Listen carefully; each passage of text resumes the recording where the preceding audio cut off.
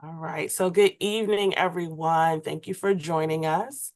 My name is Ayanna Polk. I'm the Director of Community Partnerships here at Vital Connections, and we are back together for another Community Convo.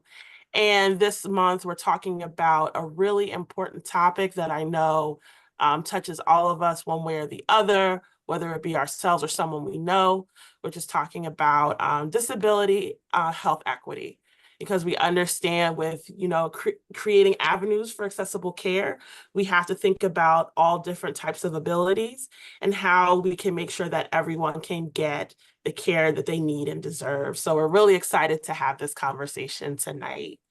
So I will say, for Vital Connections, we've done a few conversations here and there about disability health equity. So I'm really excited to see us come back to this topic and do a deeper dive with some really great folks that are in the space who are doing great work in policy, in health, in academia, to make sure that we're talking across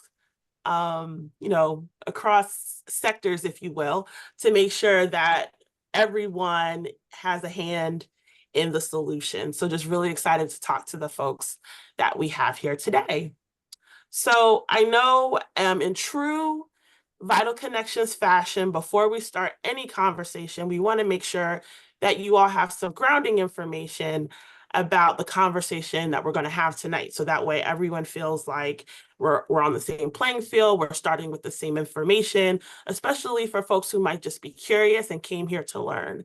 So before we get into the thick of the conversation with our panelists, I'm going to invite one of them to come up and share a little bit about what we'll be talking about tonight.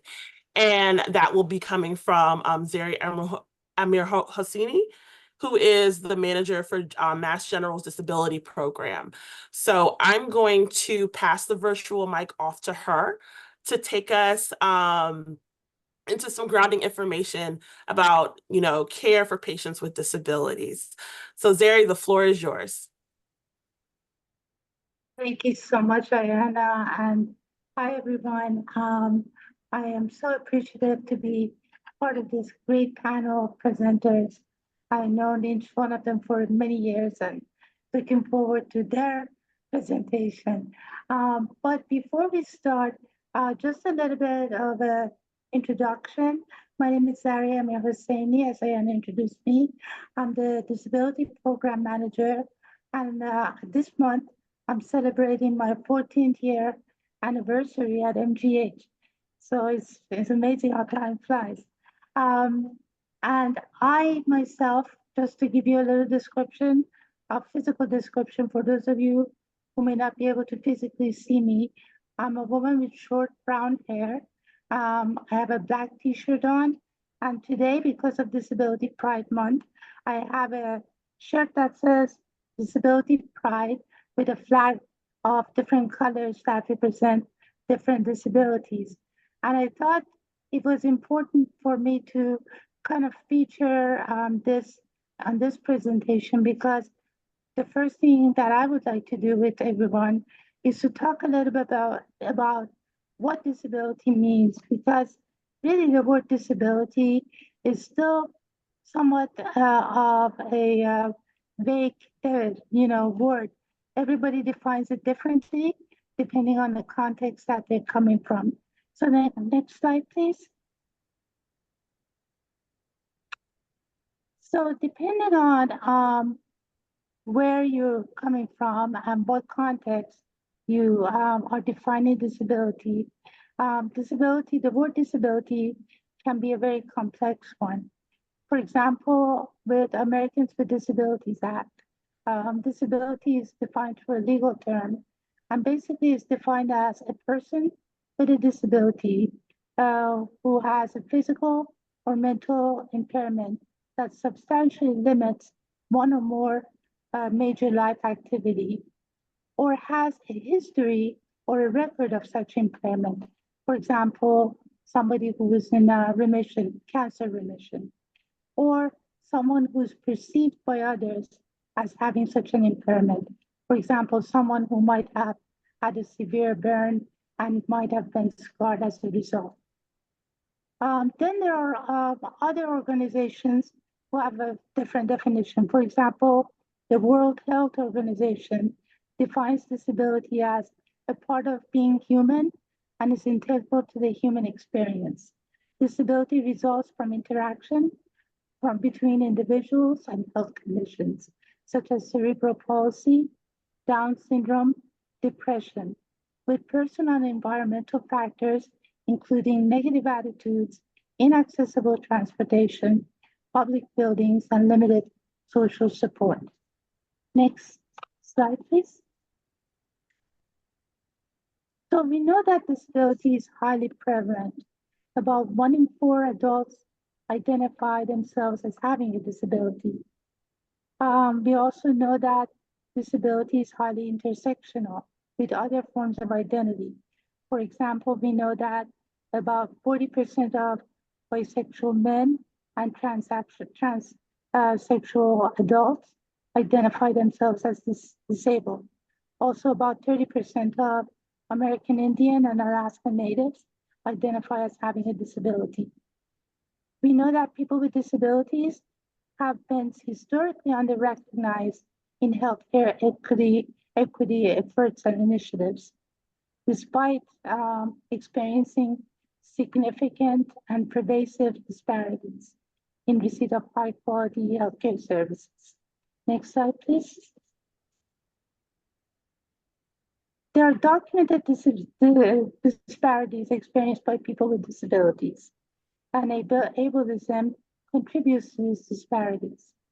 In the last few decades, healthcare has made progress with being made more accessible for people with disabilities.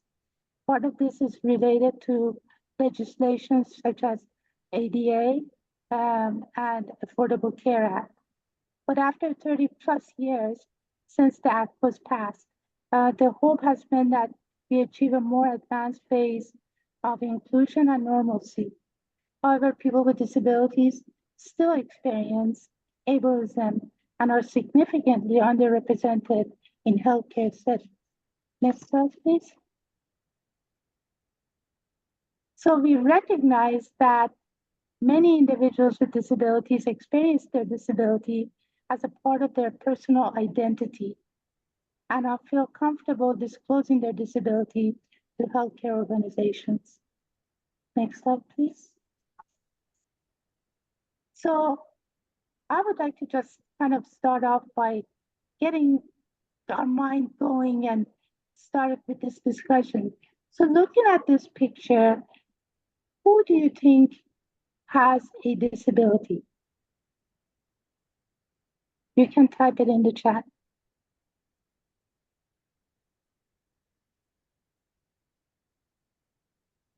So which one of these individuals, you can describe them by physical or the kid, a green guy in a green shirt, whatever. So why don't we go ahead and click next once. So if you guessed all of them, you're correct, because each one of them may have a disability. Some may be apparent disabilities, and some may be non-apparent disabilities. And then if you go ahead and click again, if you guess none of them, you're still correct, because even though you see a woman in a wheelchair, she herself may not identify as having a disability. In fact, she may not need accommodations, or she may not face barriers, so she may herself may not connect with the community as a person with a disability. Next slide, please. So sometimes there are thoughts that people with disabilities may be uncomfortable talking about disclosing their disability. And in this slide, we ask, do people with disabilities don't feel comfortable disclosing their disability to a healthcare provider? True or false? And actually the answer is false. Actually, we did a survey a few years ago of 24,000 patients at MGB, and about 95% of the respondents were willing to provide disability data. Next slide. So go ahead and click next on this. And again, you see that each one of these individuals has a variety of disabilities.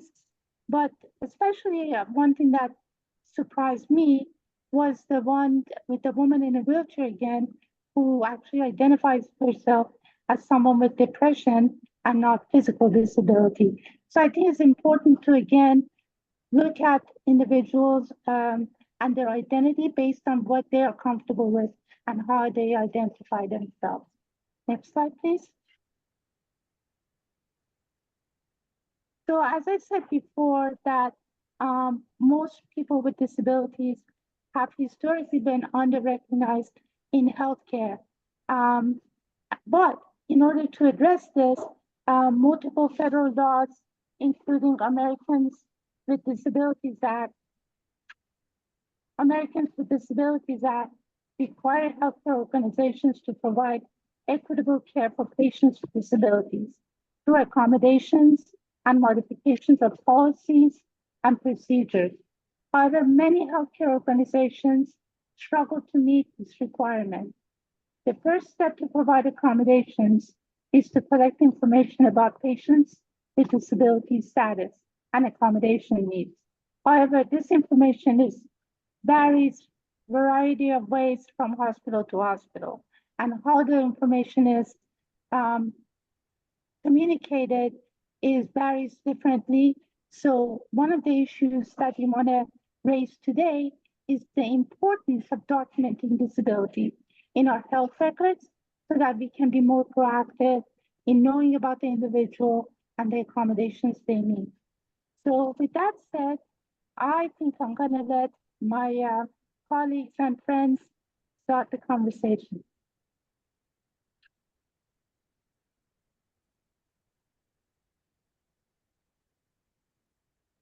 Awesome. Thank you so much for that. I think that was a really great way for us to kind of take a first look at what we'll be talking about. And I think that was really great grounding information. So Zary, thank you so much.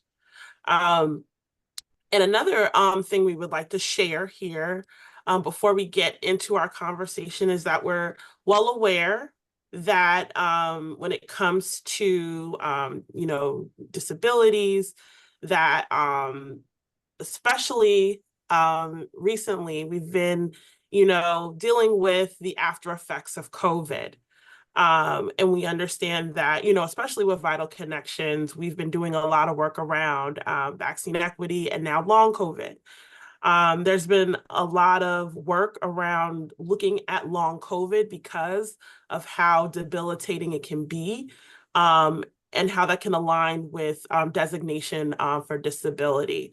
So I have Marky here from our team to share a bit of information about that and some of the work that we're going to be doing at Vital Connections around information about long COVID, some of the impact that it's having on our communities, and a bit about the impact when it comes to a disability designation. So I'm going to pass the virtual mic over to Marky to share a bit about that.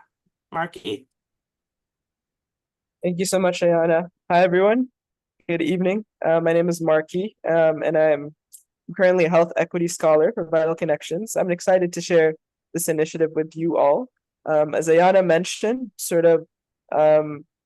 just recently, and as Zary mentioned, sometimes there can, especially under the Americans with Disabilities Act, it can often be difficult it can still be difficult to determine what counts as a disability necessarily.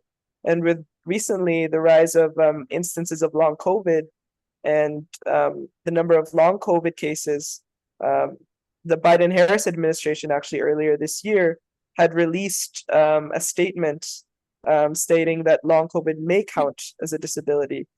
So it's very, very salient to our conversation on disability health equity today. And in line with that, we want to introduce one of our initiatives at Vital Connections, Community Convos, to spread information and awareness about long COVID, its disproportionate impact on BIPOC communities, especially in light of recent research by the National Institutes of Health, and available resources locally to provide care and support, such as the Boston Medical Center, Massachusetts Engagement Alliance, the MACEAL. So here's just a summer schedule. We're sort of midway through summer. So updating this, we have more convos coming in August. The date is to be determined, but if you're interested in signing up for a session and learning more about long COVID, how to identify long COVID symptoms and seek care, kindly sign this QR code. Just gonna give folks a chance to sign it, to scan it. And we had already around 4 to 5 convos over the span of June and July, so we're excited to keep the momentum going and reach more community members with regard to long COVID. Awesome, thank you. And we'll make sure to send this in our follow-up as well. So if you can have an aha moment through the conversation, we'll make sure that you have this so we can refer back to it. Thank you, Marky. So let's get the conversation started, because I know when we come together and we start to get some grounding information, that's when we start to, start to get bubbling and we want to talk. So definitely want to dive right in. So I'm going to bring our speakers up one by one to the virtual stage. Of course, we've heard from Zary, Amirhosseini from MGH in the disability program. So thank you very much for your introduction and the work that you've been doing in the hospital system. We also have Bill Henning, who's the executive director for the Boston Center for Independent Living, also known as BCIL. Bill has done a lot of work for, around working with individuals with disabilities to give them the skills and the tools they need to thrive. So appreciate the work that BCIL does, and on top of that, your policy and advocacy work. So thank you, Bill, for joining us tonight. We also have Dennis Heafy, who's a policy analyst for the Massachusetts Disability Policy Consortium. Dennis has done a lot of work, of course, with his role. He analyzes policy, but that policy translates into how we all navigate and how we all navigate and access care. So, Bill, thank you so much for joining us tonight. And then finally, we have Dr. Lisa Izzoni, who's a professor of medicine at the Harvard Medical School. So thank you so much for joining us as well. So in true Vital Connections fashion, we always love to start our conversations about what's your why and what drew you into this work, because I know that you all have extensive resumes that we'll probably get into as we talk. But just want to also just give you a space for people to get to know you and get to know what brought you here today and the space that you're leading in. So for that sake, let's kind of go in reverse order. So I'm going to ask for Lisa to go first and kind of share your why and how you got into the work that you're doing today. Lisa? Okay, well, I want to give a shout out to two wonderful people who I know, Malakia and Alistonia on the call today. I'm so happy to see the two of you. All right, so I will admit, and I'm actually okay with this, that I'm probably the oldest person on this call. Okay, and I really am okay with that. And the reason I'm okay with that is because I'm still here. And how good is that to still be here when I will be 70 on Monday? Whoa. And I have had multiple sclerosis for 48 years. Okay, I was diagnosed with MS. I'd had the really weird kind of relapsing, remitting, come and go, weird symptoms for 4 years when I started at Harvard Medical School in September of 1980. Okay, and for those of you who are calculating, I know, happy birthday. I've been practicing saying 70, so I would be okay with it. And I've been doing that for about 6 months now, so I think I'm okay with it. But anyway, so I started at HMS in September of 1980, and at that point, the symptoms that would come and go, I wasn't paying attention to them because they started when I was 22. And I was young, I was invincible, the symptoms were so weird, they would go away. And so I didn't really follow them up. But once I started at HMS, they came with vengeance and they wouldn't leave me alone. And so at that point, I had to go, seek medical care. And a neurologist said to me in December of 1980, the classic history for relapsing remitting MS, we need to do all these obnoxious tests because back at that time, they didn't have MRI machines. And so they made the final diagnosis in January. Jumping ahead, and I won't bore you all with the details of what happened during those 4 years at HMS, but the medical school was pretty brutal. It was 10 years again before the Americans with Disabilities Act. And they told me when I went to meet with my advisor who would help me theoretically apply for an internship or residency that the medical school had decided not to help me or not to write a letter for me. So I was basically prevented from going on to training to ever be a practicing doctor. So even though I have an MD, finished medical school, I never have practiced a day in my life. The thing though that I came away with, and you have to remember, so I'm the voice of like Christmas past, okay, for people who know the Christmas Carol and the Charles Dickens story, I'm like the old person. So I'm like the pre-ADA. And what I was taught in medical school was the following. We cannot cure you. We cannot fix you. So never, ever, ever talk about it. Just don't talk about it. We can't fix you. And so for about 12 years, I never talked about it. I started using a wheelchair in 1988. I didn't tell my friends that I started using a wheelchair just because I finally saw sense. I was tired of falling all the time. And so I started using a wheelchair and it was great because finally I wasn't falling all the time. And finally, 12 years, and I was really afraid of being fired in my first job. And I won't go into how I got the job, but that's another long and unhappy story. But anyway, I was afraid of being fired the whole time. And so because of that, I did what many of you are probably going to relate to. I felt like I had to do 10 times better than everybody else. And so I worked harder than everybody else around me. I was working like 24/7. So they couldn't fire me. And because of that, I managed to get myself promoted to be professor in 1998.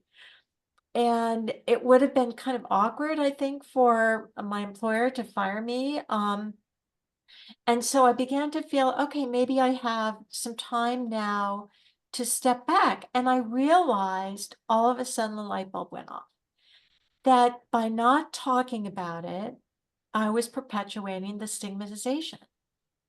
I was feeding into the bias that has historically accompanied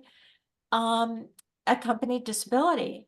And let me just say, to build on Zary's really excellent presentation, that people with disabilities historically have had a pretty difficult relationship with medicine because of the history of eugenics.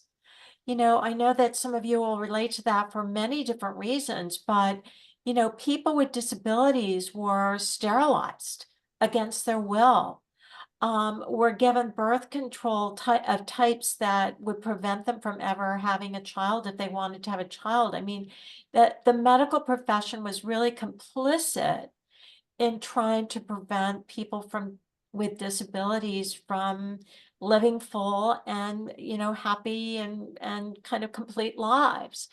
And so it's just been kind of an always kind of just fraught, difficult relationship. And let me just also say, and maybe I could say this because I'm an MD, that a lot of doctors just don't get disability. They just do not get it. And so as a disabled person, you often have to be the one that's teaching your doctor about how to think about it. And so when I finally felt like I could start doing the kind of research that would be fun for me, I started doing work on healthcare disparities and for people with disabilities. And so I've been doing that work now for about 25 years. I've interviewed probably over 250 people with disabilities and probably over 60 people in health professions and other people who are involved in health policy about disability. And so I really see improvements happening, but there's still a long way to go. And I probably, Ayana, have talked way too long beyond, what my brief was, but that's my story in a kind of shortened form because I am 70, so it could go on for longer. It's okay. But anyway, let me stop there. No, that was perfect. And thank you for that information. I always say when people talk about their age, that means you survived, right? So Yeah, that you have plenty to share. So thank you yeah, for yeah. starting us off. So let's pivot over to Dennis. Please introduce yourself and let us know what your why is. So Dennis Heapy and my why. I never saw myself as a disability advocate. And for some reason, back in 1990, someone said, "Would you speak at the ADA disability rally in the Commons?" And I said, "All right." And I looked out at all these people and I said, "Oh my God, what am I going to say to them? What does this disability community mean?" And then as I started talking, and people like really, they were riveted, wanting to hear what I was going to say. And I thought I was going to cry because I realized that moment that I was part of a community, a larger group of folks who have been struggling for years, and I wasn't part of that struggle. I'd been disabled for like 6 years, but I was not part of that struggle. I'd been going to school, doing other things, had my head up in the clouds. But here I was with all these people in front of me going, "Oh my God, I'm part of something bigger than myself." But even then, I didn't think I was going to go into disability advocacy, but then got hooked into being part of on the Boston Center for Living board and becoming president of the board. Then I got a job at the Department of Public Health. And all of a sudden I was the disability guy. I came in with a disability. I was like, "Well, now you're gonna be doing disability stuff." And at first I was resistant to it because like, why am I doing disability stuff? Just because I'm a person with a disability. But then I saw this really an opportunity. If I looked less at myself and saying, "Dennis, you're doing this for yourself," and looked at it really about this about other people. Like even if I can advocate for myself, there are people who can't, or people who have the potential to but aren't doing it. So you need to engage in this stuff. And so it really was just an openness to sitting on whatever committee was there, doing wherever they wanted me to go, and really being in spaces that no one wanted to be in. And I think that being in spaces where no one else wanted to be in was really helpful. That I learned a lot from being in those spaces. And that's like talking about health equity going back like decades, like back to 2000, and talking about intersectionality, but let's not even use those words. We haven't formulated the exact language back then, but what does it mean? And then personally, myself, because I do a lot of healthcare specific stuff, very wonky policy stuff, is that is about me, because when I go to the emergency department and they say, "Well, there's nothing we can do for you," and then just leave it there, like, "Well, you broke your arm, but there's nothing we can do," and then just leave, like, do with it, be as careful as you can with it. Like that's not an answer, but that was the answer they always gave. Or something else would happen and say, "Well, there's nothing we can do for you," and then send me out the door without any support, any sort of direction of how to take care of myself. And I don't know that much has really changed in that space. They're nicer, much nicer, much more empathetic than they were back in the day. But the outcome is still the same. And so the why is because I think I was interested. I was interested in really engaging in whatever conversations there were about anything, women's stuff. Back then it was HIV, AIDS, if I could be in any meeting, I would just go to the meeting and be present and learn about other folks' experiences, and then try to figure out how to bridge those experiences. And so that for me is, if there's anything for me that I don't want people to take away from this is, when they say everyone take a step forward and no one does, you are that person. Just like you are the person that needs to move forward and be at that place that no one else wants to go to, because it really will be fulfilling, frustrating, but also fulfilling. Yeah, spoken like a true advocate. So thank you, Dennis. Bill, what brings you to the work and what's your why? Yeah, good question. I know Lisa and Dennis and Zary really well and could spin off of what they said for hours, probably. Yeah, Lisa, I will say Lisa is the oldest of us, but I'm an OG here. I'm only about a year and a half behind her, so I'm catching fast. I think it's fair to say I kind of want to give back to a community, brought up with a good middle class background. I'm sitting right now in Hyde Park, by the way. It looks pretty idyllic back there, but I'm actually just came home from work and there are nice trees next to my house. So, but try and give back to the community. I think I'm an activist by trade, community organizer by instinct. I had done some organizing of Mexican farm workers out west in Idaho.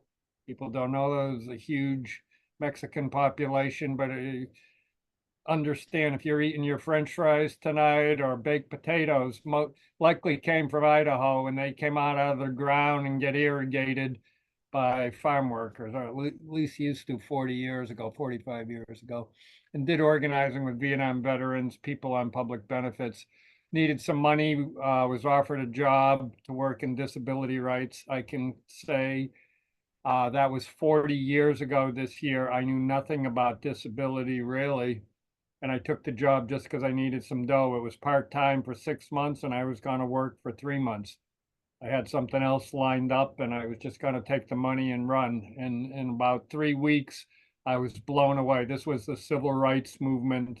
No one knew anything about hardly. This was pre-ADA. This was 6 years before the ADA. There were very limited protections federally and state laws. There were laws, they weren't enforced. And I just met a bunch of real strong people who were just sick, we may know the saying, sick and tired of being excluded from schools, segregated, institutionalized, barriers, hardcore activists down in of all places. I was doing this out of Cape Cod where we were doing a lot of healthcare advocacy, and just became enamored of this movement of empowerment, and have been at it ever since. Ended up in Boston in 2002. But that was not a big step. I'm from Massachusetts. Yeah, I knew the city a bit, knew the connections, and BCIL right now provides services to about 4,000 people a year. We got an office at Downtown Crossing, an office in Fields Corner. And we do a ton of advocacy. We sued the MBTA. That lawsuit's still in effect for violations of the ADA. We threatened to sue Mass General and Brigham, which resulted in a settlement which helped Zary's current employment. Actually, they created a position for accessibility, work with Dennis and Lisa on trying to make facilities accessible. And I think it's real important to catch and tune into the intersectionality. I always talk there, if we think of a circle and you think of poverty, race, disability, especially the old Venn diagram from when I took mathematics many decades ago, big circle in the center where there's an overlay. Race and poverty are interrelated. Poverty triggers disability. Disability triggers poverty. And when you think of disability, it's not just what you would see maybe as a kid growing up, blind person, deaf person, or something like that. People with intellectual disabilities, mental health disabilities, chronic health conditions are very significant. I'd say people come through our doors typically have significant chronic health conditions. And it's my job to work with folks in the community to try and address these and make it better. Make sure Mass Health, Medicaid is clicking for people if that's what they need, and that people have access to services. So Awesome. maybe that's my why. Yes, and thank you for your work. I'm happy you stayed past those 6 months. Oh, 3 months. It was 3 months and three, go. It was three. 3 months and go, but it was 3 weeks, Yeah. and I forsook a job at that point. I was going to pay twice as much as I was making because I didn't meet Dennis, for instance, at that point, but I met his brothers in a movement and sisters in a movement, and it was real. And it, you in the end you give a lot, but you receive so much from folks in kind of a grassroots makeup. So here I be still. Well, thank you. Thank you so much for sticking to it and sharing your story. Thank you. And to kind of close us out, I know, Zary, we heard a bit about you and your work, but would love to kind of learn a little bit about your why and what brings you into this work. Well, I kind of like Dennis. I guess I didn't think that I was an advocate. I was born in Iran, and until the age of 13, I never used a wheelchair. But I was born with my disability. I have muscular dystrophy, so I could never walk. So I would every day, my mom would say, "Go practice your piano," which was downstairs, 17 steps down. So I would climb the steps down and I would crawl up, and never once did I think of myself as being disabled or not being able to do something. Mostly because, I think I had so much support and love around me, and I never felt like I lacked something. But as I grew older and I couldn't climb so easily, my father first got me my wheelchair, and the first time I sat in that wheelchair, he started crying. And I realized that he felt then that I was different than everybody else, which was so awkward for me because I had to see myself through someone else's eyes and recognize that I was different. So then when I came to the United States, I guess Lisa said she was pre-ADA. I was an ADA baby. I mean, I came in after I graduated from college. My first job was at BCIL, and I rolled in an organization where everybody was disabled. And I went into a culture shock because I'd never seen so many people with disabilities actually functioning, running an organization. And honestly, that moved me to a point where not only I recognized that I had the power to change my own world, but the world around me for other people. And then we went to DC for the Capitol crawl. And again, that was another powerful moment in my life as a young 20-year-old who was connected to thousands of other people who were yelling and screaming for the same thing. So I think my why is really having the ability to connect with my community and supporting them in whichever way. As Bill said, my position was created almost as a result of a lawsuit, and Brigham and Women didn't feel the need to hire someone, but Mass General did because they felt that it was important for someone with a disability to not only do the job, but represent the community. And so I think that is my why of doing what I do. Anyway. Awesome. Thank you. I always love starting out a conversation that way because I know that, like I always like to say, health work is hard work, right? And we all have a passion for why we do what we do. So all of you, thank you for sharing. So one thing that I recognize, I know a lot of you talked about the pre-ADA days compared to now. And I know with us coming up on the 34th anniversary, we definitely see an arc of how things were in the past to where they are today and how they can grow and evolve. You know, in spite of 3 decades of progress, you know, individuals with disabilities in the U.S. continue to have, you know, gaps in care when it comes to their physical and mental health outcomes compared to folks who aren't disabled. So in your you know, in your work and your vantage point, what are some major factors that you think drive these disparities? And how does your work contribute to closing those gaps? And I'll kind of leave it open for anyone to jump in because I see some movements. I know some folks are thinking about what that answer could be. Lisa, I saw your hand. Yeah. Okay, that's what I've been doing for 25 years, and you know, others have been doing it as well, but I have been really fortunate in the following way. And let me just say that the ADA is actually not the first federal disability civil rights law. The first federal disability civil rights law was Section 504.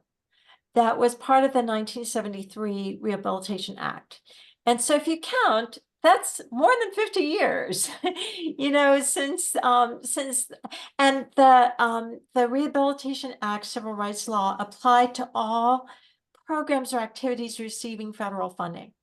And so that would be like Medicaid, Medicare, so basically every healthcare kind of activity, because federal funding comes with most of those.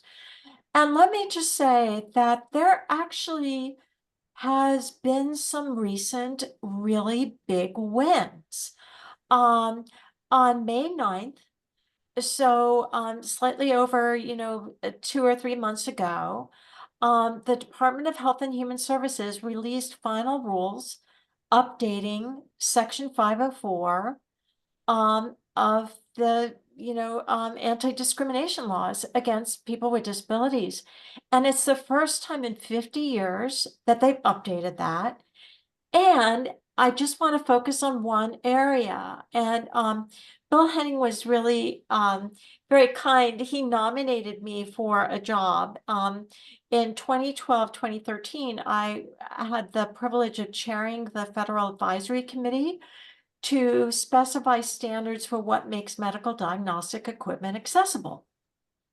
Okay, and so people like me, like I actually went to a doctor today, and Zary, I'm really sorry to tell you this because I went to the MGH, but the person asked me if I could stand on the weight scale, and I said no, and so I didn't get weighed. But anyway, the point is that they need to have accessible weight scales, and they need to have accessible exam tables so people can get onto them.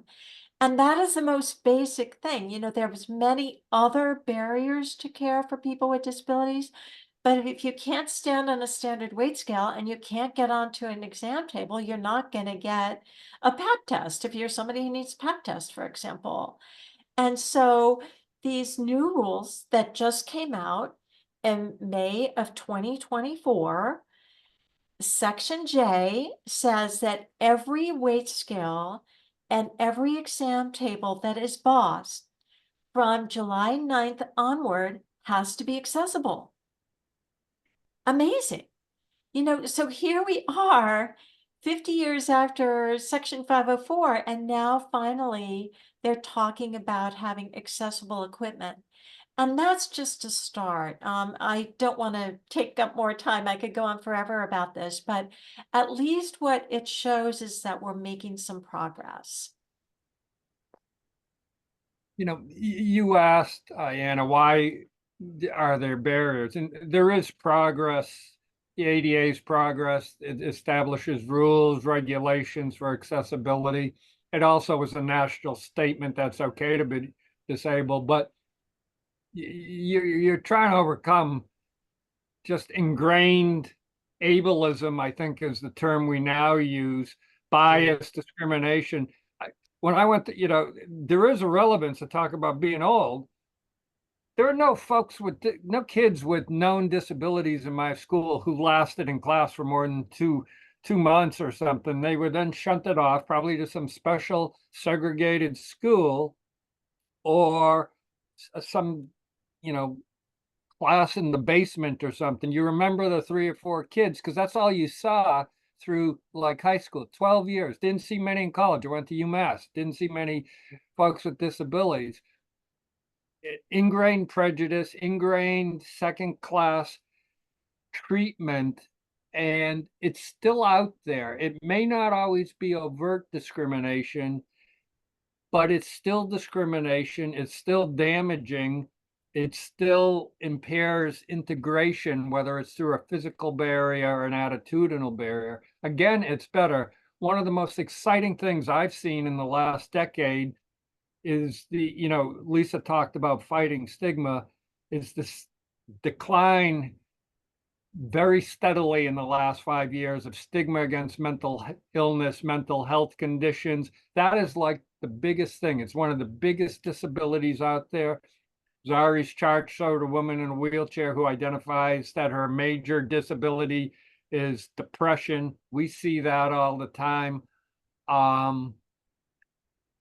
So you're working against attitudes and ingrained bias and discrimination. I think that's what you're up against. But the progress, again, you see it all over, people starting to ID, I have depression, I have mental health condition, my child has schizophrenia, etc. It's okay to be disabled.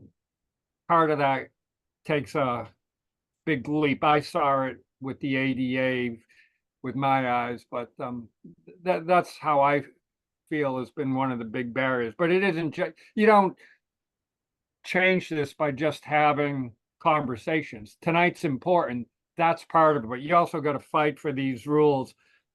Lisa gave me credit for nominating her. Like, who else would you nominate? Right? I mean, that was a pretty simple thing to do. But you got to fight for the rules, the laws. Go one-on-one with Medicaid to make sure they're still providing accessible healthcare, get affordable housing. There's a lot of action that goes with it too, for those who are not part of the choir. I gonna take a little different view of it, than Lisa and Bill, and say that things are good on a day-to-day basis when all systems are working. And we know that all systems, when they're working, aren't always meeting people's needs, and there's policies that affect people's access to long-term service support, the PCAs, medical equipment, all these types of things. But when things go bad, as we saw with COVID, who are the folks who are most harmed?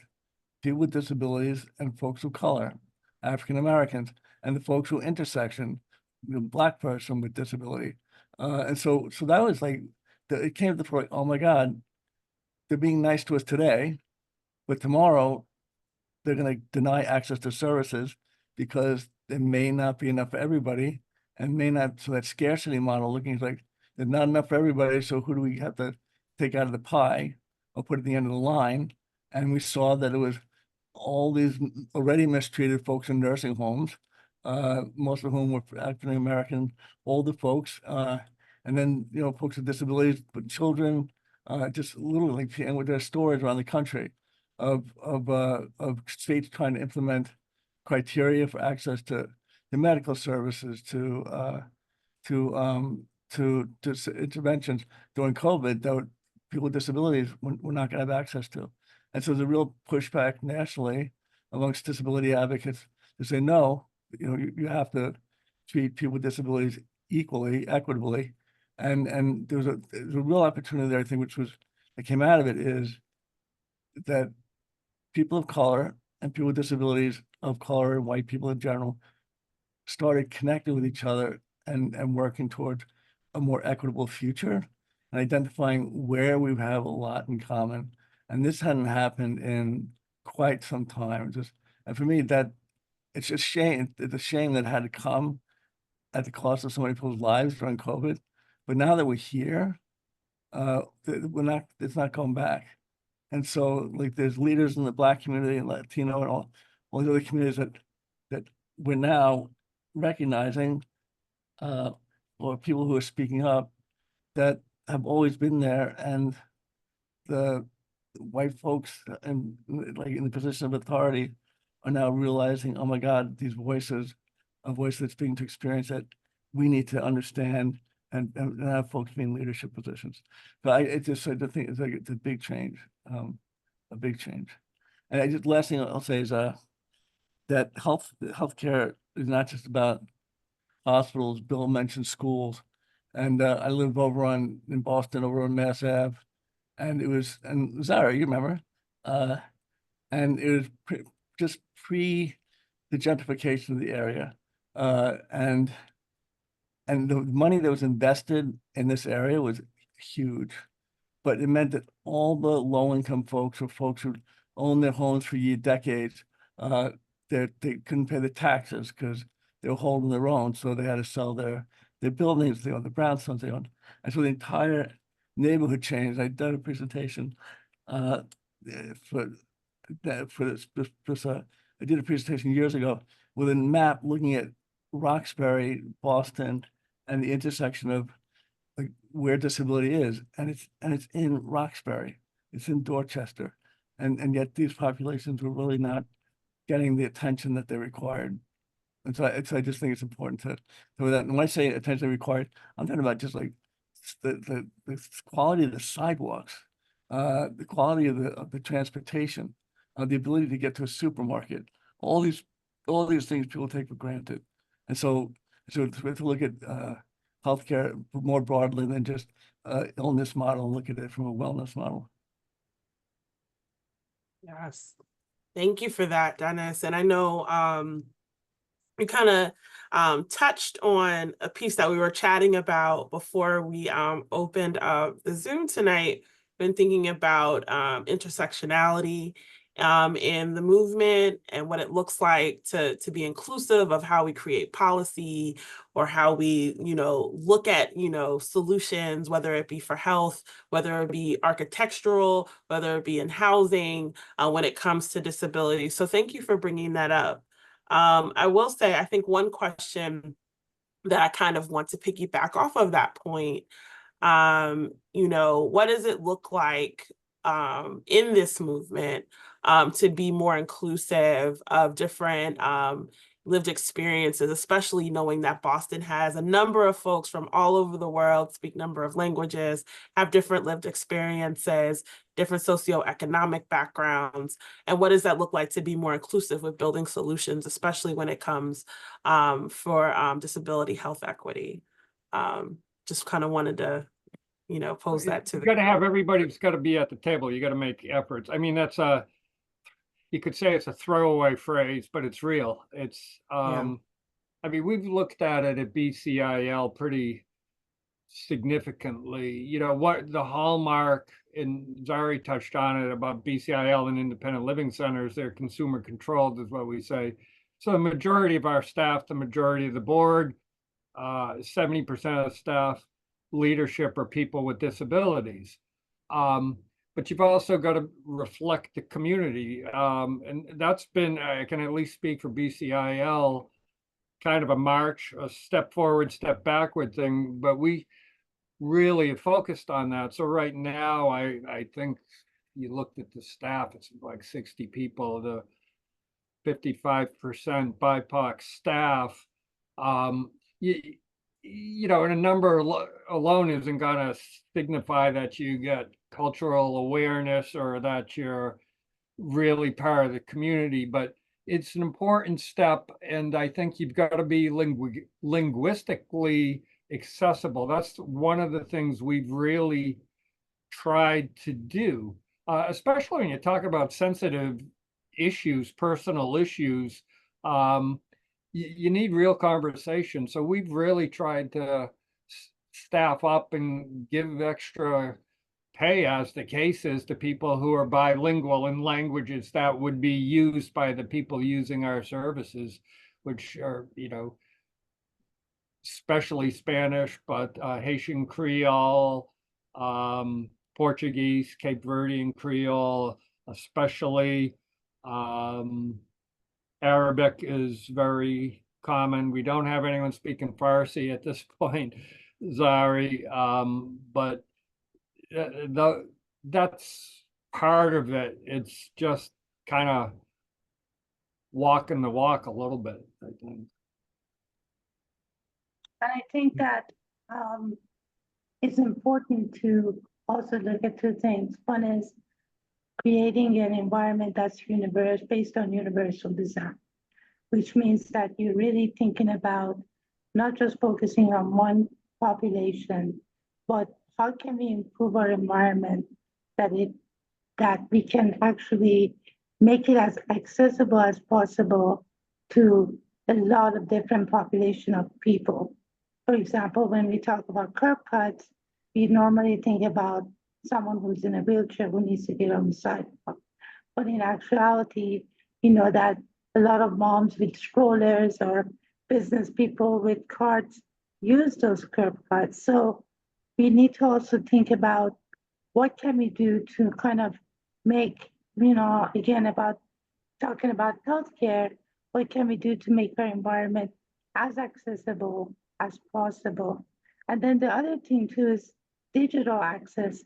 We talk about physical access and programmatic access, but the latest thing is really making sure that our, our websites, our, presentations like this are accessible to people with variety of disabilities, a variety of backgrounds. So those are the two things that I would say are really important to consider when we talk about intersectionality.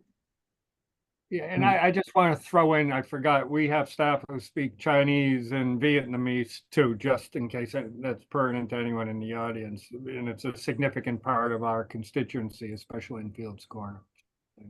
And just, I think part of the change that needs to take place, I remember talking to an executive director who was really frustrated about not being able to hire a more diverse workforce in the organization. And they're trying to be culturally competent, but it's not about cultural competencies, it's about being the culture that reflects the culture that you're providing services to and for. So that people can see themselves in that organization.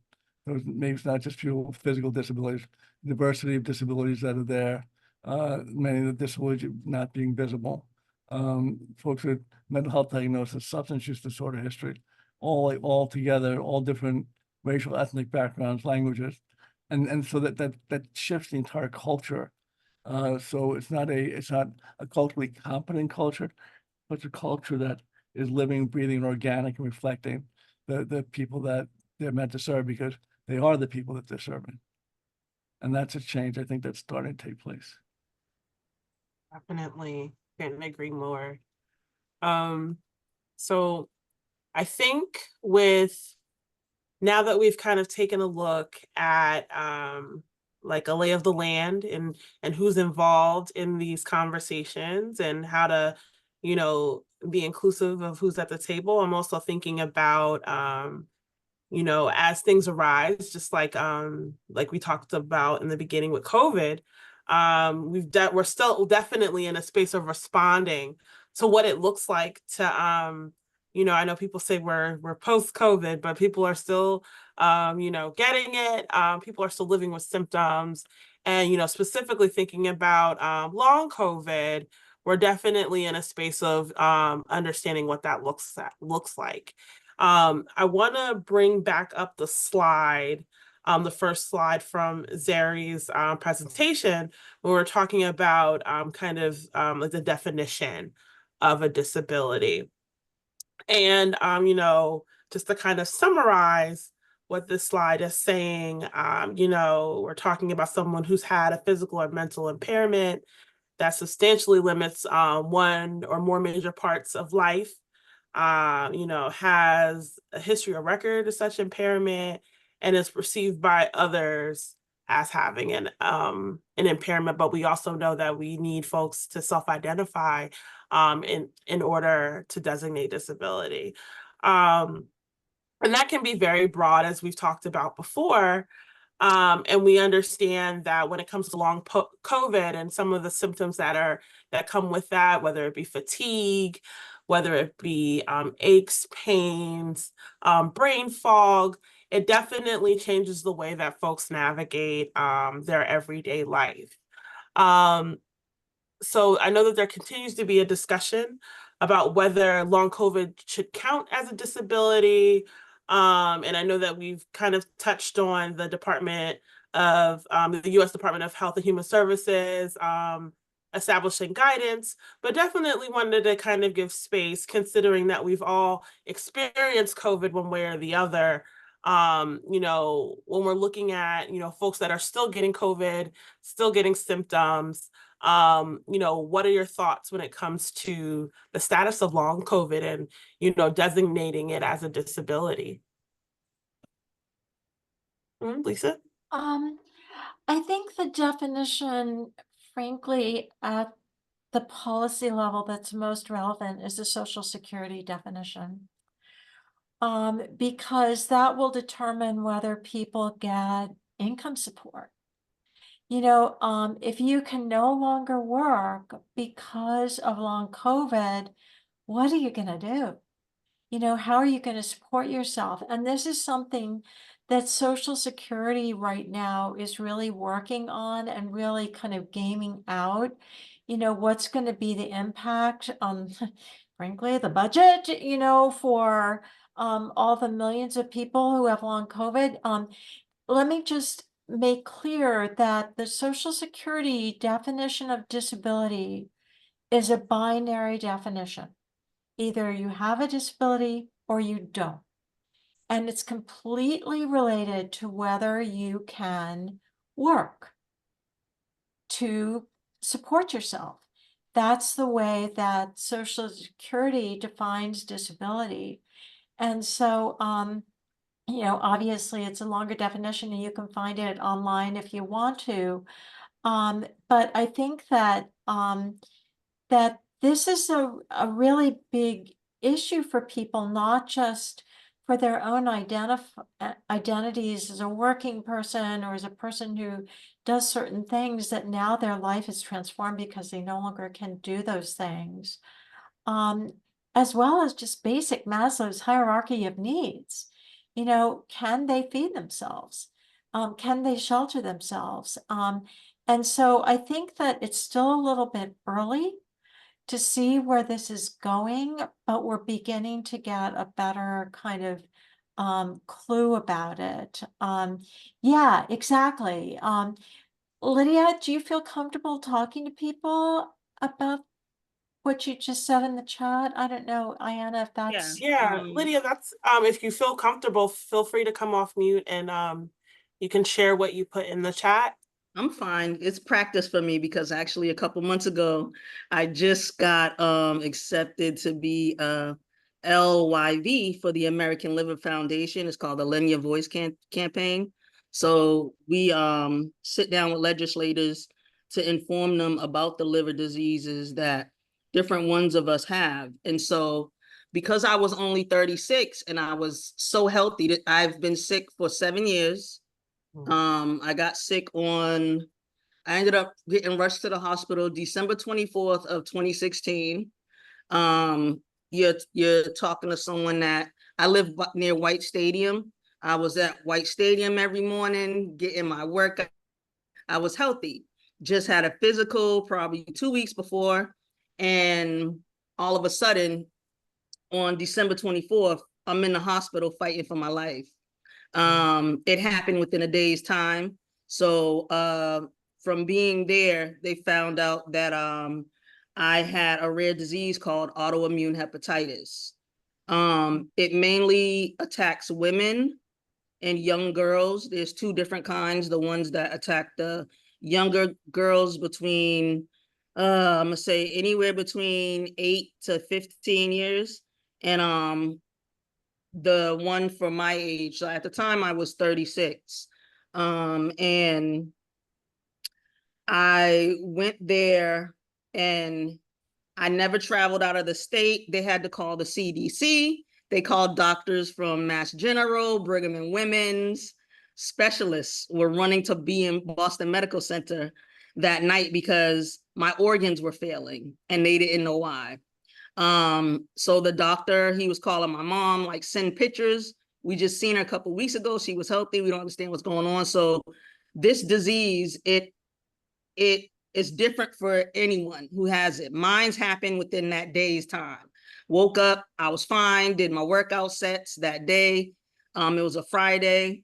It was my night to have the girls over, talking about my nieces with my daughter. They were having a sleepover. Went grocery shopping. I started feeling a little sick around, I'm gonna say 3 o'clock that afternoon. 6 o'clock claim, I was laying on my sofa, wasn't as active. And I noticed my daughter, she came up to me and she said, "Mommy, you look a little yellow," you know, but it still didn't dawn on me what was going on because I was otherwise healthy, you know. So I said, "No, I don't feel good." So I'm thinking I came down with pneumonia because as a child, I had pneumonia twice. And that's what it felt like. By the time 1 a.m. came, my body was orange. I had to get rushed to the hospital. As soon as I went in, it's like the receptionist and everyone stood up, ran to the back, got the doctors.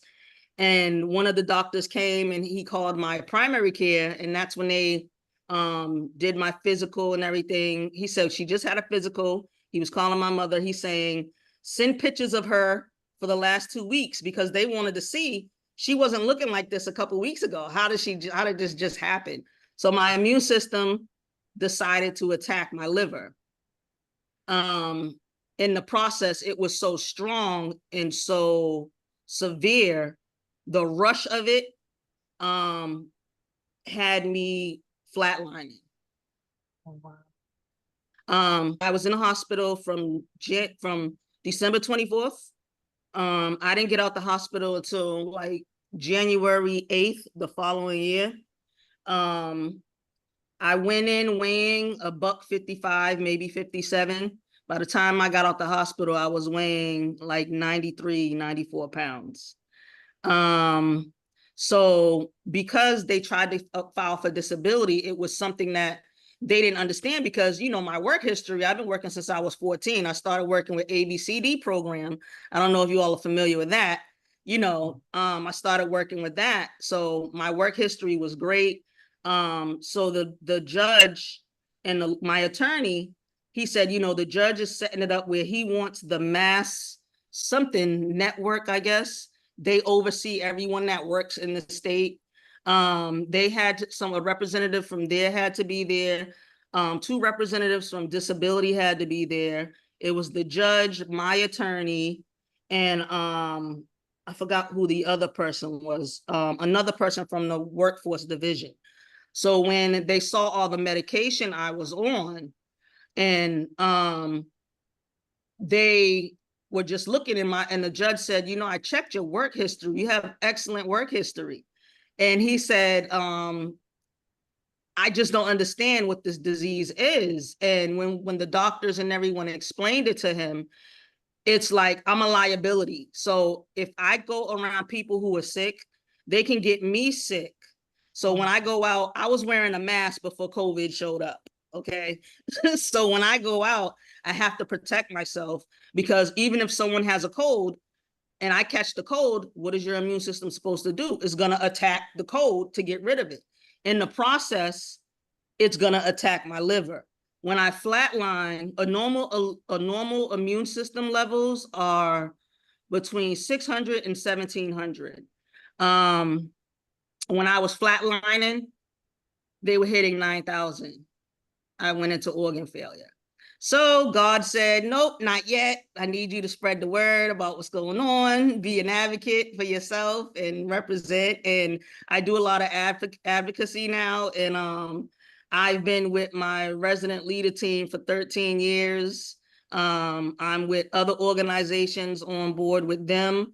And, you know, the experience was rough, but because of the judge saying, you know, in the workforce, everyone that was there, Social Security is like, she's a liability. No one wants to say she has to work, and then she starts working, and then somebody that's sick gets her sick. You know, we're not, then no one's gonna be responsible for me, you know, going to work to get sick. So it's been about 7 years. This year, December 24th would be 8 years. Another thing is I've been on steroids because the steroids, they tried chemo, they tried everything to try to weaken. The objective is to weaken my immune system down to at least the highest level, normal. Right now, I had a flare up last month. It went up 1,000 points. I'm at 2,700. I was just about to be considered in remission because it was hitting 1,700 a month ago. And then I ended up catching a cold, getting sick, and it shot back up to 2,700. 4,000 is going to automatically get me admitted to the hospital. So, which is why my situation had to be heard in court, because they did deny me the first 2 times, but then they were just like, you know, we never heard about this. She's young. She's been working this long. This girl's been healthy. And then all of a sudden this happens. So about 2 months ago, we did a biopsy. We were finally able, after 7 years, to do a biopsy. And when they did the biopsy, the results came back that now they found a second rare disease growing inside of my liver. So, which is why I joined the Lend Your Voice campaign for the American Liver Foundation, who are setting up meetings now with me to speak for assistance for people that may need disability, with legislators coming up. So I just got the email, and they're just saying, well, look out for the Zoom links, and, you know, we go over everything. So that's basically my situation right now. And I did call disability to ask them, do I need to send any new reports of the new rare disease that they just found? And he said, well, you know, the guy that I spoke to said, well, you know, my interim's coming up, I guess, for the, when they see if you're still eligible. He said, chances are you're eligible, because now it's a second one and we don't understand what it is. And it's like a whole nother, now it's PBC, and it's the damage, the autoimmune caused so much damage on my liver, it destroyed some of the bile ducts inside of the liver. So it's not like they can cut me open and just fix it. You know what I mean? So basically my last resort is a liver transplant. So that's why I do a lot of community work. And I know there are a lot of people like pulling me on, because I feel like sometimes I'm shy, but they're like, no, you're a great speaker. So a lot of people have been trying to pull me on to speak at events for them, which is what I'm fine with, because this is something that's very relevant. And I tell people, you know, I grew up in a diverse family, and, you know, I said, what people don't understand is these sicknesses, they're not racist. They attack whoever they want. They come to whoever they want. So I don't have time to sit here and just, oh, well, it's this particular team and that particular team. Because when I meet with everyone that has this disease, it's a diverse number of women. And not that I love that we're sharing this sickness, but I love that I'm not the only one, and we have shoulders to lean on, and we can talk about it. So that's my story right there in a nutshell.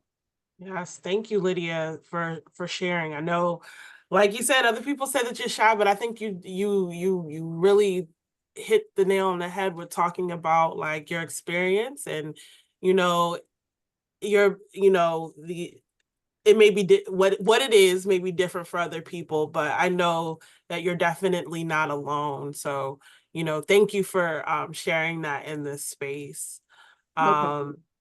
Yeah, I will say, you kind of, you know, when listening, you know, I'm thinking about, you know, what does it look like to prepare folks to advocate for themselves, right? We understand that, you know, with, you know, newer, not as known illnesses or, you know, disabilities may arise, and, you know, trying to advocate not only in the workplace, but maybe even with doctors, right? With understanding like how they should be cared for. you know, building a care team that understands and knowing, you know, how to get back and forth and, you know, what does it look like to have, you know, mobile care come to you, and, you know, thinking about all these pieces to make sure that folks with disabilities can still have access to, working to their health journeys in a way that you know, has dignity, right? So also want to kind of pose to you all, like, what are some things or some tools, and I know that Dennis put some in the chat, but what are some things or ways that folks with disabilities can advocate for themselves, or if you know any tools or resources that folks could use, we would definitely love to kind of share that here. Well, I mean, BCIL, I have to say, would be delinquent in my employment if I didn't. We have people who would assist anybody in a situation on how to tap into getting on work incentive programs so you can get like health insurance, typically Medicaid or common health, while retaining Social Security benefits. It's complex, but there are many options. It's a system that would drive you crazy. That's why you might want to have an advocate help you, go through that horrible maze of Social Security or refer you to some good legal services advocates. That's one thing, I think, and it's built on a control model empowerment where it's feasible to help people to help themselves. I mean, if your health's really bad and you're worrying about paying the rent, you may not be in a position to go out fighting every single office. It's like a tidal wave every morning, and so we can assist with that. At the end of the day, the majority of folks aren't going to know who BCIL is. We can do all the outreach in the world, all the speaking engagements. Most folks won't need us, but get the word out there. Healthcare systems, it's pushing, speaking up, using what options are there. Folks have lots of rights, but people don't know them, and it's hard for people often to exercise rights for themselves. That's one of the real biggest challenge. I work with Dennis to help set up a program, an ombudsman program for one of the big health insurance programs for people with disabilities, to be sure that was established. We didn't set it up, but to be sure it was part of this program. It's just getting people to know what's out there. So it's part education and part utilization, part standing up. That's why I said a lot of, if you're trying to get benefits and rights, the whole action of that empowers people too. It's kind of this endless, it's kind of a treadmill activity, but it's vital and essential. There is a complexity though, and that is that if people are feeling sick, Yeah. they've got so much else that they have to deal with, and it's also true that people, and I know this from having talked to hundreds of people with disabilities, they want their doctors to like them, and so they don't want Everybody to does. criticize their doctor or act kind of pissy around their doctors because they want their doctors to like them. And so that's why, and I always feel that if you are privileged enough to have somebody who you trust come with you to appointments, and so you're not the only one there. You've got somebody who's with you who can be a second pair of ears, a second set of eyes, can really kind of be there to just kind of know that they have your back, that it often really helps. And people have heard me talk about my friend Michael, who really wanted to advocate for himself. He died probably of long-term complications from COVID that he had at the beginning of the COVID pandemic in April of 2020, and he died in March of 2023, probably again of long-term complications of COVID. But he was a really smart guy, and he always wanted to advocate for himself. And there were times when I just saw the medical establishment just putting up barriers against him. And so because I could talk doctor, I said, Michael, would you give me permission now to advocate for you? Everybody's not going to have a friend who can talk doctor, like I can do. My ombudsman, Dennis, do you want to talk to people about what that is? Sure. But I think your story about Michael is really important because he had you, who got to be the best advocate in the world, and this guy was brilliant, and yet you weren't able to get him the services he needed, and as a result of that, he died prematurely, and so because the system thinks it knows our bodies better than we do, and that's very problematic and still continues today. And Lydia, your story about all the medications run and all those interactions with doing different things, and it will a managed care organization or will an accountable care organization with their systems, will they actually provide you the services you need? It's very questionable because that they're there to deny access to services as well as provide them. So my ombudsman is actually part of the Disability Policy Consortium, and it's an awesome means of providing of building equity and reducing disparities among folks with and without disabilities, anyone who's on Mass Health. So they're by contract requirements from Mass Health, they're not allowed to advocate for the individual, but they do communicate with the plans, with the doctors and other folks to try to resolve whatever the issue is that the person has brought to them. And it's very funny, as I said, the insurance companies don't like to be questioned when they deny something. But as soon as you appeal it, if you appeal it alone, they'll go back at you 3, 4, 6 times, but eventually be overturned. A group like my ombudsman can help to get that appeal, moved in your direction, away from a denial to an approval in a much shorter time. And so it's something that's for everyone. And they've got so many languages that they speak, or they can provide services. And so I think people should take that link and share it with friends and family, anyone you know who's got Mass Health. So yeah, no, thanks, Lisa. And I think, but for me, this also not just about individual advocacy. It's about, you've got Disability Policy Consortium on the phone, Boston Fed Independent Living. You got Zary at MGH and Lisa. Connect with us, particularly Bill Henning and myself at the organization, and come in and just say, I don't know what I'm doing, I don't know what I can provide, but like I'm ready to do something, and I just don't want to sit on the outside. And we can talk about what opportunities there are. And there are opportunities all the time with Mass Health. Mass Health providing opportunities for folks to not just volunteer, but to get paid to work for them and with them on healthcare policy stuff. So I encourage folks to become, just if you hesitant, not sure, I don't want to advocate, I don't really want to do that, try it and see what happens. The worst thing that can happen is you don't like it, and then you do something else.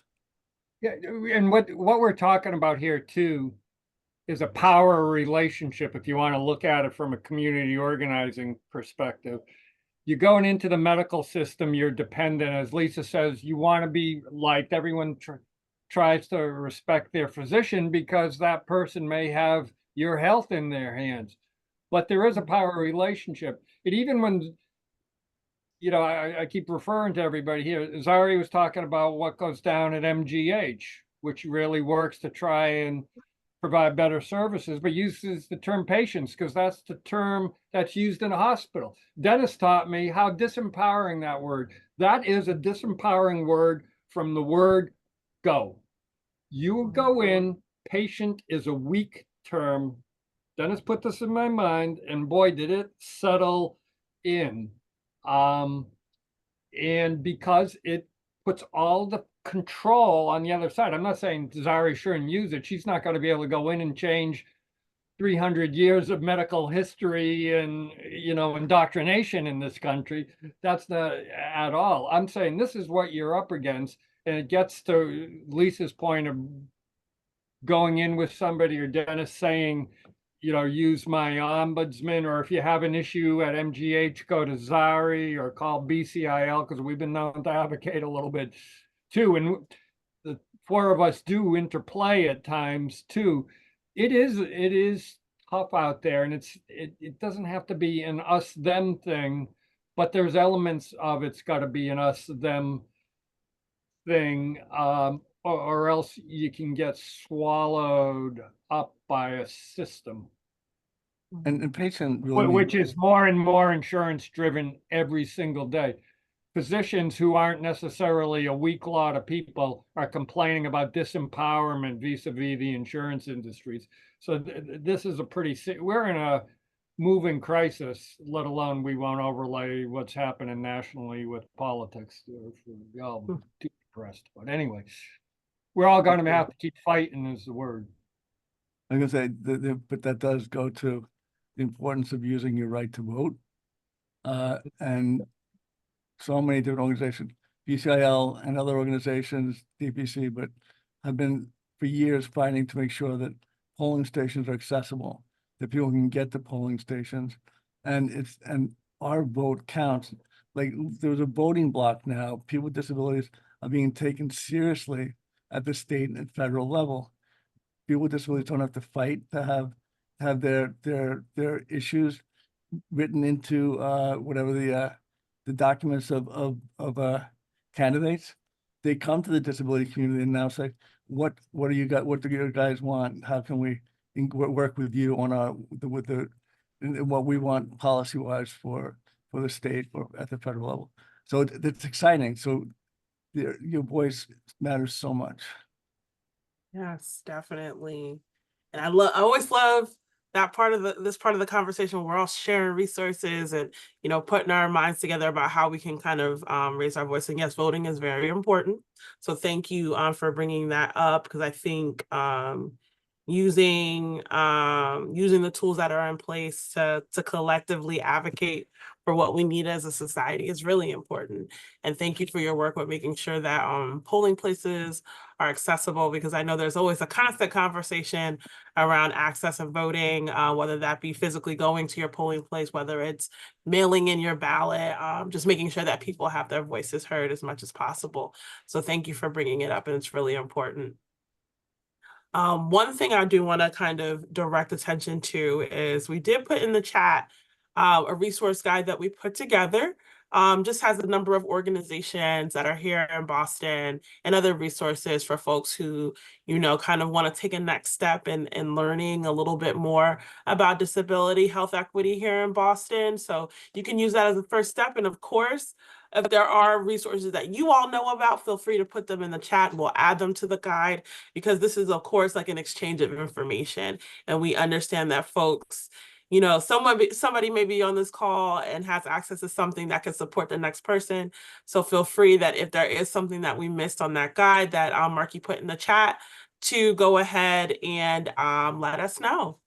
But I kind of want to pause there and make sure, because I know we had a little bit of dialogue, but I wanted to kind of open it up for the folks that we have left on the Zoom to see if you have any questions or want to share more about your experience, because we've got some great folks here that might be able to help dialogue and answer some questions for you. So want to leave that space open to see if anyone has any questions.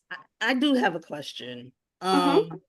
So with everything I just explained to you, an organization came to me last week, and they know I'm on disability and things like that, but they wanted to know if I can, you know, do certain, even though I can't go out, it's going to be like on Zoom.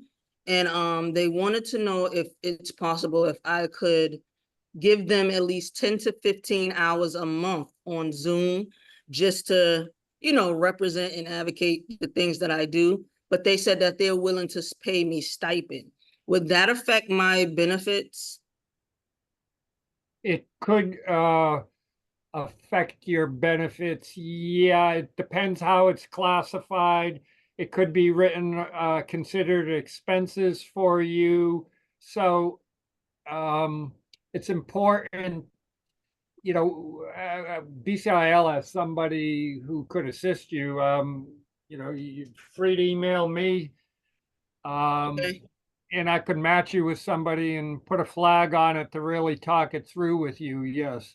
Okay, because they said it is gonna be stipend and it's just 10, they're only requesting it no less than 10 hours a month because they know my situation and I have a lot of appointments. But Yeah, up to sometimes it's 15, important so, just to report that information. So right, you can probably work, but you have to report it if you're on Social Security, whatever. Otherwise, they think you're trying to game it and then you're in trouble. right, So, and I'm not trying to do that at all, so I just wanted so if I could put my email in the chat, I'm having to, a okay, little, that's great, thank you. and And then Lydia- just flag it from this conversation. I'll connect you to our expert who sits across the street, across the hallway from me, not across the street. Thank you. And Lydia, I think you're actually moving forward with part-time employment is exciting because so many people with disabilities think, "Well, I'm going to lose everything if I'm employed," and that's not the case. There are ways of getting employment, of being employed, and not losing all your benefits. And so Okay, so definitely honestly, it takes an expert to figure it out for you because it's very complicated. But I think what you're doing is exciting.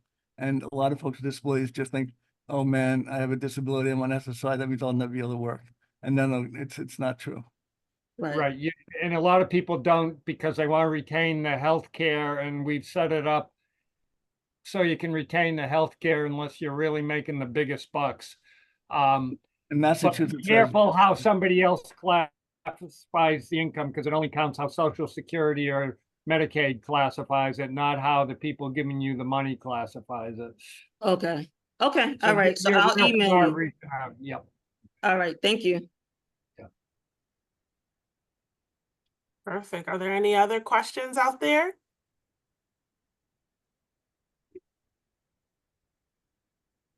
I had a quick question, if that's all Yeah, right. sure, Marky.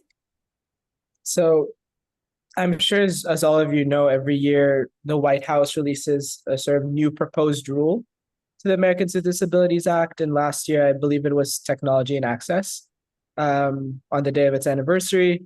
What do you think would be priorities in this year's ADA anniversary for the administration to consider as, we discuss improving health equity for people with disabilities? Oh, The Section 504 rule update that I mentioned earlier that came out May 9th, 2024 also looked at web accessibility because there haven't been actually, so it's good to have an announcement, but there's a lot of follow-up that needs to happen to make sure that I actually go back to Olmsted. might And explain what that is. okay, that's what I was just going to say. Okay, so probably the seminal, I mean, Bill and Dennis is very correct me, but I think that the seminal Supreme Court ruling relating to the ADA was the 1999 Olmsted decision that was written by the late Ruth Bader Ginsburg. And it basically said that under Title II of the ADA, that people with disabilities have a civil right to live in their homes and communities if that's what they want to do, rather than living in institutions. And it had to do with a couple of women down in Georgia who were institutionalized in kind of psychiatric facilities, quite frankly. And they said, no, we want to live in the community. And they sued Olmsted, who was the name of the guy who was in charge of I think it was the Georgia Department of Health or whatever it was. And they won their case. However, when Ruth Bader Ginsburg wrote her ruling, she made clear that the Supreme Court doesn't actually have the right to tell states how much money to spend on supporting people in communities. And so it differs around the country as to whether people get the supports that they need, like personal care assistance and home-based services to live in their homes and communities. And so Dennis and Bill, correct me if I'm wrong, but Massachusetts is not necessarily at the forefront of this. We're kind of in the middle of the pack in terms of supporting people with disabilities living in their homes and communities. Maybe a little bit ahead of the middle of the pack. Phil's kind of disagreeing with me on this. I don't know. I mean, there's all kinds of rating systems out there. I think we Well, have. the one that I'm thinking of is what fraction of the state Medicaid budget goes to home and community-based services versus institutions. And the numbers that I have are admittedly a few years old. The I mean, numbers that I Blue have. Cross Blue Shield MA Foundation puts that info out quite a bit. Yeah, There's but been the a positive shift away basic from- point is that there are people with disabilities who are forced into nursing homes and forced into institutions who prefer to live in their homes and communities. We can't let that happen. And inarguable so, fact. excuse me? It's an inarguable fact you just made. Yes, it's absolutely true. Lisa, you want to talk about And- institutional bias? Institutional bias. And so that would be, that would be what my wish would be if the White House were going to be coming out with, an ADA pronouncement for July 26th of this year, is supporting people to live in their homes and communities, not putting them in nursing homes. And for any of us on this webinar, with any sort of disability or anything, we could sign into a nursing home anytime we want, and not have to go through any rigmarole, like to identify what our in the like our ADL or IDL needs are. Activities of And- daily living. Like activities of daily living, getting tongue twisted, or instrumental activities of daily living, like say shopping and doing things in the community. So and so what we need to, if someone's in the hospital, they'll automatically say, would like to go into a nursing home. And there's this bias towards keeping people safe and institutionalized. What it really should be, hi, how can we help you to return back to your home? As opposed to how you we can very quick and easily get your spot in a nursing home. And that's that institutional bias and the spending that Lisa's talking about. That's just, Yeah. it's biased towards institutions. And Dennis, there's an assumption that nursing homes are safe for They're people not. with disabilities. Nursing homes are not safe for people with disabilities. This They're not is safe where for a lot of anybody. people died during COVID with disabilities, was in nursing homes. It was a And so massacre. It was a massacre. it There's was no other a term. bloodbath. Yeah, People in were nursing afraid homes. to look at what went down. Yeah. 6,000 people in this state died in probably the first 6 months from COVID in facilities. It was But horrendous. I guess, can I just jump in? Because from a healthcare perspective, we have some patients on the inpatient units who are ready to be discharged, but A, their insurance doesn't cover rehab. B, they don't have anyone. So not everyone has a family that can take care of them, and not everyone has a PCA.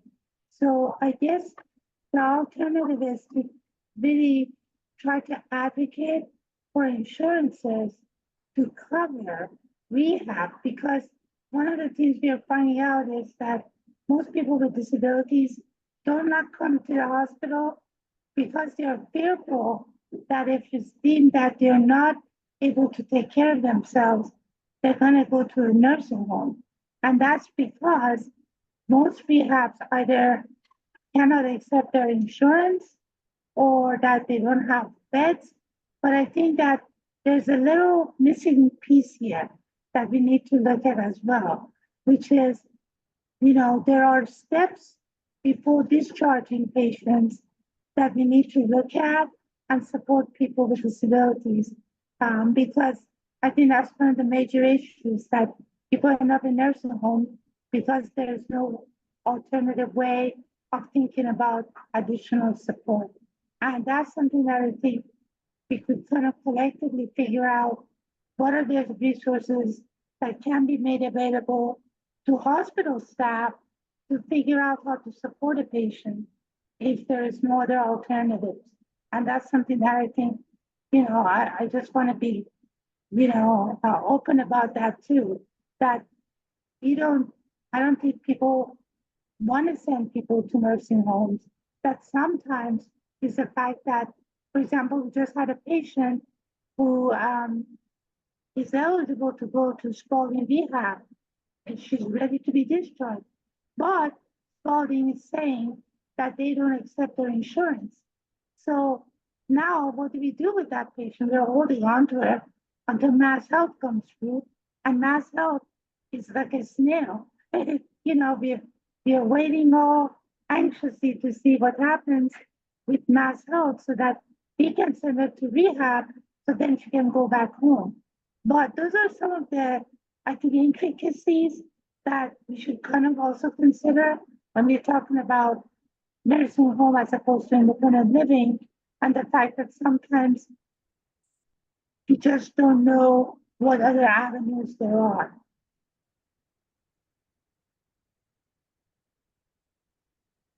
Thank you for that. Just want to give it space to see if anyone else has any questions or thoughts for our panel tonight. Okay. Because I know we're getting close to 8 o'clock, so I definitely wanted to give some time for each of you to kind of share your call to action or your final thought for tonight. What's something that you kind of want to leave the folks that are here and that will be watching the recording to know, maybe like a resource, the next step, some words of wisdom for folks just to understand whether they do have a disability or not, how to lend themselves to the cause to make sure that we're creating more accessible solutions for healthcare. So I'll open that up for anyone to kind of jump in, and we'll go around and then we'll go from there. So.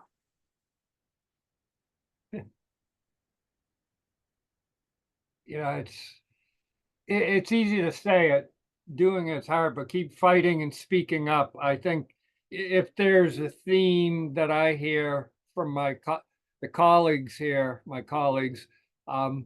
it's speak up. Again, someone could say they're throwaway statements, but we say them because they're real. Speak truth to power in healthcare settings. I've been an activist in disability rights for 40 years. And if I was just speaking straight on activism, one of the things I'll say is, for all the work we've done in organizing, for all, I get paid to do this, for all the efforts we've had to make better laws or programs and services, I don't know what fraction of the change that produces, but it's all fueled by individuals speaking out who aren't necessarily articulate as it's normally thought about. It's just people telling their stories. That's a credo of organizing. It's people just going out and demanding the right to live your life as you should be entitled to be integrated into society, to not face barriers, discrimination, ableism, especially in the healthcare setting, to the degree you can push. And if it means showing up to your doctor's appointment with somebody to support you in that, absolutely do that. They're not all the enemy, lots of great people, of course, but those situations where you encounter the barriers are inevitable for all of us. And it's magnified doubly, triply, quadruply if you have a significant disability or health condition. If you're a person of color, LGBTQ, you overlay this, it becomes a barrier. And know that if you're speaking for yourself, you're speaking for others. It's those individual people speaking out make the change.